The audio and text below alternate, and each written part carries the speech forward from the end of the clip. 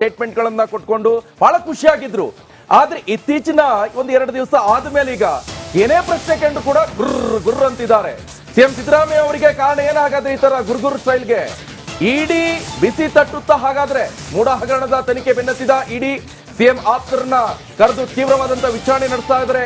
City Kumar ಆಯ್ತು, ಸಂಸದ ಕುಮಾರ್ ನಾಯ್ಕ ಇವ್ರನ್ನೆಲ್ಲವೂ ಕೂಡ ವಿಚಾರಣೆ ನಡೆಸ್ತಾ ಇದ್ರು. ಈಗ ಸಿಎಂ ಸಿದ್ದರಾಮಯ್ಯ ಅವರಿಗೂ ಕೂಡ ತನಿಖೆ ಸಂಕಷ್ಟ ಫಿಕ್ಸ್ ಎನ್ನುವಂತ ಪ್ರಶ್ನೆ ಈಗ ಉದ್ಭವ ಆಗ್ತಾ ಇದೆ.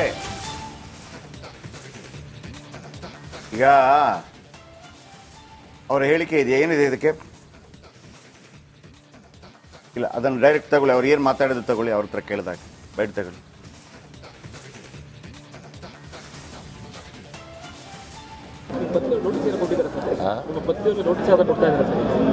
ನೀನು ಕೇಳ್ತಾ ಇದೆಯಲ್ಲ, ಅವ್ರು ಕೊಡದೇವ್ರು ನೀನು ಹೇಳಿದ್ರ? ಅಲ್ಲ, ನೀನು ಕೇಳಿದ್ರ? ಮತ್ತೆ ಕೇಳ್ದೆ ಯಾಕೆ ಕೇಳ್ತಾ ಇದೆಯಾ? ಒಯ್ಯೋ ರಾಜಕೀಯ ಪ್ರೋಸೆಸ್ ನೋಡ್ತಾ ಇದ್ರೆ ಅಲ್ಲ, ನಿಮಗೆ ನಿಷ್ಪಕ್ಷಪಾತವಾಗಿ ನಡೀತಾ ಇದೆ ಅಂತ ಅನ್ನಿಸ್ತಾ ಇದೆಯಾ? ಈಗ ನಾನು ಏನು ಹೇಳಲ್ಲ, ಅದ್ರ ಮೇಲೆ ಏನು ಕಾನೂನು ಮಾಡಲ್ಲ. ಅದಕ್ಕೆ ಹೊಟ್ಟೆವರಿ ಅವರಿಗೆ ಸಿದ್ದರಾಮಯ್ಯ ಎಲ್ಲ ಬಡವರಿಗೂ ಎಲ್ಲ ಕೊಟ್ಬಿಡ್ತಾ ಇದ್ದಾರೆ, ಹೆಂಗಾರ ತಗಲಾಕ್ಬಿಡ್ಬೇಕು ಅಂತೇಳಿ ಪ್ರಯತ್ನ ಮಾಡ್ತಾರೆ. ನಾನು ಹೇಳಿದೆ, ನಮ್ಮ ಕರ್ನಾಟಕದ ಜನ ನನ್ನನ್ನು ಮುಟ್ಟಿದರೆ ಸುಮ್ಮನೆ ಬಿಡಲ್ಲ ಅಂತ ಹೇಳಿದೆ. ಎಲ್ಲ ರಾಜ್ಯದ ಮುಖ್ಯಮಂತ್ರಿಗಳನ್ನ ಎದುರಿಸೋದು. ಯಾಕಂದ್ರೆ ಇನ್ಕಮ್ ಟ್ಯಾಕ್ಸ್ ಅವ್ರ ಕೈನಲ್ಲಿದೆ, ಸಿಬಿಐ ಅವ್ರ ಕೈನಲ್ಲಿದೆ, ಇಡಿ ಅವ್ರ ಕೈನಲ್ಲಿದೆ. ಅವುಗಳನ್ನ ಛೂ ಬಿಡೋದು. ಈಗ ನನ್ನ ಮೇಲೆ ಹಾಕಿದಾರಲ್ಲ ಕೇಸು, 100 ಸುಳ್ಳು ಕೇಸ್. ನಾನು ನಿನ್ನೆ ಮೊನ್ನೆ ರಾಜಕೀಯಕ್ಕೆ ಬಂದಿಲ್ಲ, ನಿನ್ನೆ ಮೊನ್ನೆ ಮಂತ್ರಿ ಆಗಿಲ್ಲ. ನಾನು ಮಂತ್ರಿಯಾಗಿ 40 ವರ್ಷಗಳಾಗೋಯ್ತು. ಯಾವುದೇ ಕಳಂಕ ಇಲ್ಲ ನನ್ನ ಮೇಲೆ. ಇವತ್ತು ಸುಳ್ಳು ಕೇಸನ್ನ ಹಾಕಿ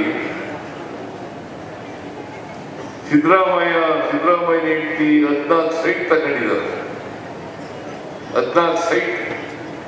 ಸಿದ್ದರಾಮಯ್ಯ 14 ಸೈಟ್ಗೆ ರಾಜಕಾರಣ ಮಾಡ್ಬೇಕಾಗಿತ್ತ?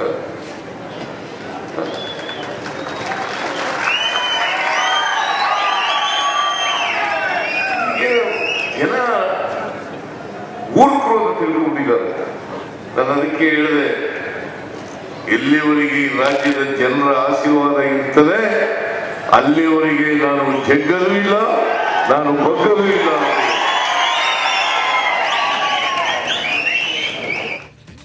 ಯಾಕೆ ಇದು ಸಿಎಂ ಸಿದ್ದರಾಮಯ್ಯನವರು ನಿನ್ನೆ ಮೈಸೂರಲ್ಲಿ ಕೂಡ ಮಾತನಾಡಿದ್ರು. ಮೈಸೂರಲ್ಲಿ ಮಾತನಾಡಿದಾಗ, ಸರ್ ನಿಮ್ಮ ಪತ್ನಿಗೆ ನೋಟಿಸ್ ಕೊಡ್ತಾರ ಅಂತೇಳಿ, ಏನಪ್ಪ ನೀನು ಅರ್ಜೆಂಟಲ್ಲಿ ಇದೆಯಾ ಅನ್ನೋದನ್ನು ಕೇಳಿದರು.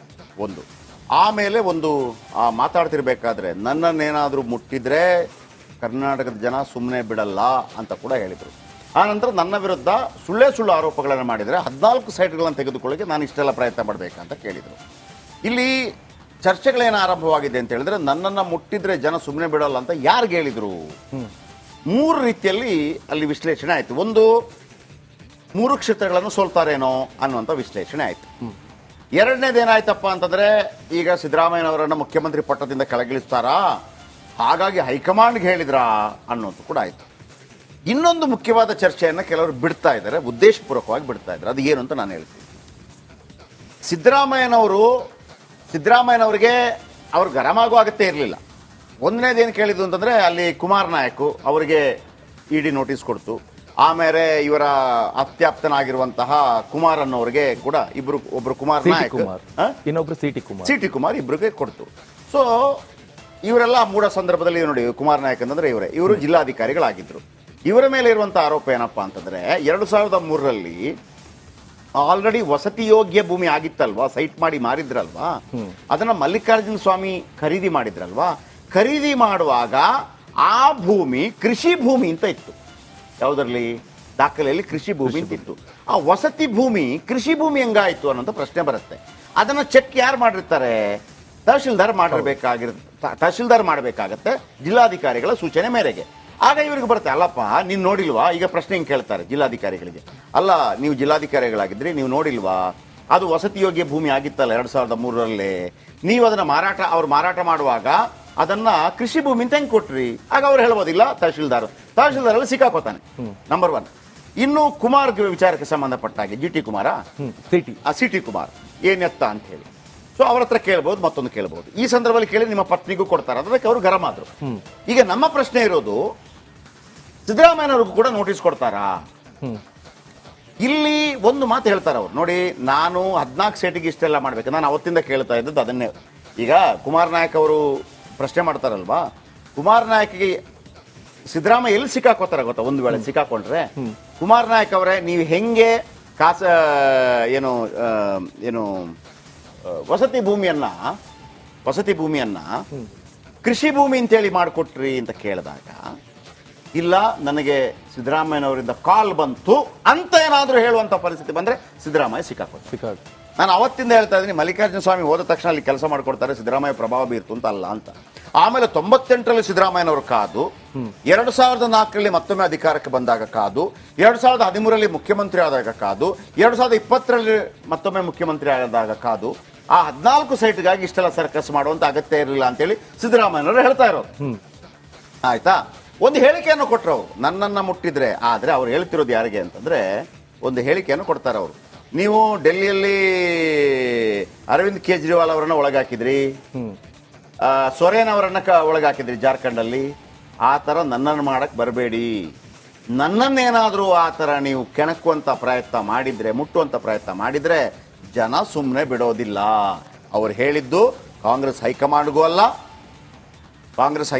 ಅಲ್ಲ, ಅಥವಾ 3 ಸೋಲ್ತೀನಿ ಅನ್ನೋ ಕಾರಣಕ್ಕೂ ಅಲ್ಲ. ಅವರು ಹೇಳಿದ್ದು ಇಡಿ ವಿಚಾರಕ್ಕೆ ನೀವು ಕುಮಾರ್ ನಾಯಕ್ ಹತ್ರ ಬಂದಿದ್ದೀರಿ, ನೆಕ್ಸ್ಟ್ ಕುಮಾರ್ ಹತ್ರಕ್ಕೆ ಬಂದಿದ್ದೀರಿ, ನನ್ನ ಆಪ್ತ ಸಹಾಯಕ, ನನಗೇನಾದ್ರೂ ಕಿರುಕುಳ ಕೊಡುವಂತ ಪ್ರಯತ್ನಗಳನ್ನ ಮಾಡಿದ್ರೆ ಜನ ಸಿಡಿದೇಳ್ತಾರೆ.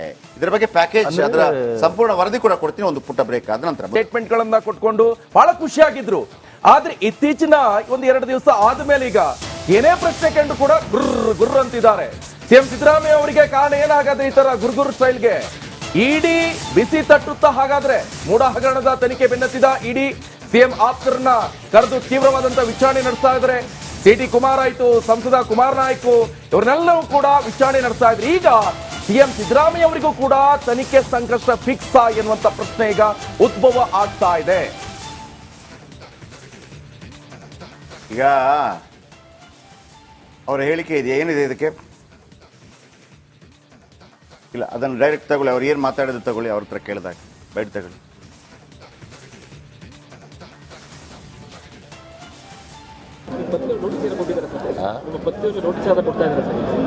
ನೀನು ಕೇಳ್ತಾ ಇದೆಯಲ್ಲ, ಕೊಡದೇವ್ರು ನಿನ್ಗೆ ಹೇಳಿದ್ರ? ಅಲ್ಲ, ನೀನು ಕೇಳಿದ್ರ?